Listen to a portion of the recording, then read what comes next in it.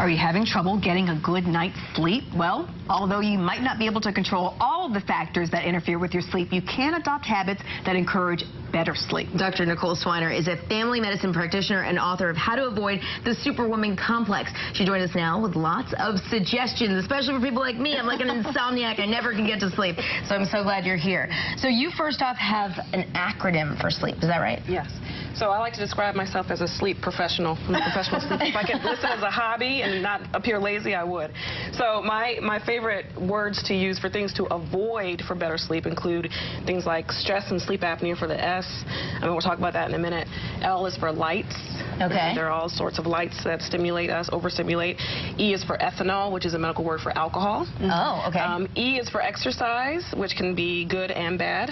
And then P is for prescriptions or pills. Prescriptions or pills. Okay, and then you brought a lot of different items to kind of walk us through this because a lot of people maybe have things that distract them or stuff to help us get a better sleep. So let's first start off, I guess. Well, sleep apnea, what exactly is that? So sometimes snoring isn't just snoring. Sometimes snoring is actually a medical condition that can lead to things like sleep apnea, which is an obstructive process of the windpipe where tissues get in the way, the actual fat and soft tissue of the neck get in the way and compress your airway, so you can't get good breath in.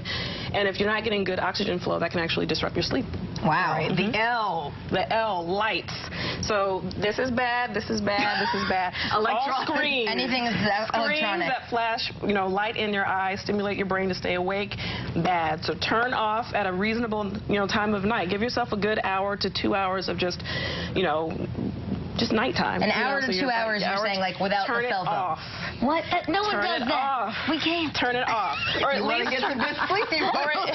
or at least dim the light. So I have a light dimmer on my phone so that even while I'm asleep, it's not flashing. I'm not, encouraged to look at it and pick it up. Okay, and then you said that then you've got E for ethanol. Now, what is ethanol? Ethanol stands for alcohol. Okay.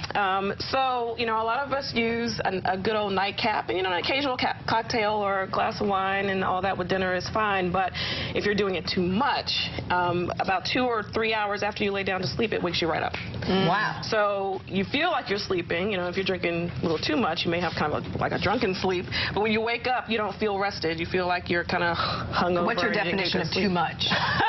Everybody has a different definition. So I would say more than 2 glasses of wine per night is too much. Really? Yeah. Yeah. This is why I'm awake.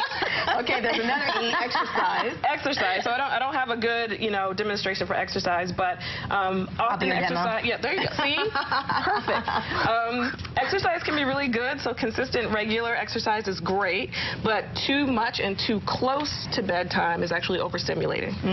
So you want to make sure you do it, greater than 2 hours before laying down, because then your body's still on an adrenaline rush and then you won't rest. All right, finally, P is for prescription. So all this stuff that we're either prescribed or we pick up pills of our own over the counter, even though we think, it's healthy and we're doing what we're supposed to be doing and taking our medicines, can actually be overstimulating as well. So cold and sinus medicines have things that keep you up. Some of our prescription meds that, cause us to get up and urinate a lot at night, or if we're taking our antidepressant or anti-anxiety medicine at night, we should be taking it during the day, that can disrupt your sleep too. Are we supposed to wear these? This is my favorite. This is mine. So this is great. I have to block all light, back to light. I have to block all that out of my eyesight because, I'm a light sleeper. A CPAP machine for people who have sleep apnea is a good idea. Yeah, so the other important thing about sleep apnea is it can lead to all kinds of medical problems. So if you're snoring a lot and your loved ones say, you know what, you kind of stop breathing a little bit, you should get tested with a sleep study and then fitted for a CPAP, which helps you to breathe better, get better oxygen, and sleep better.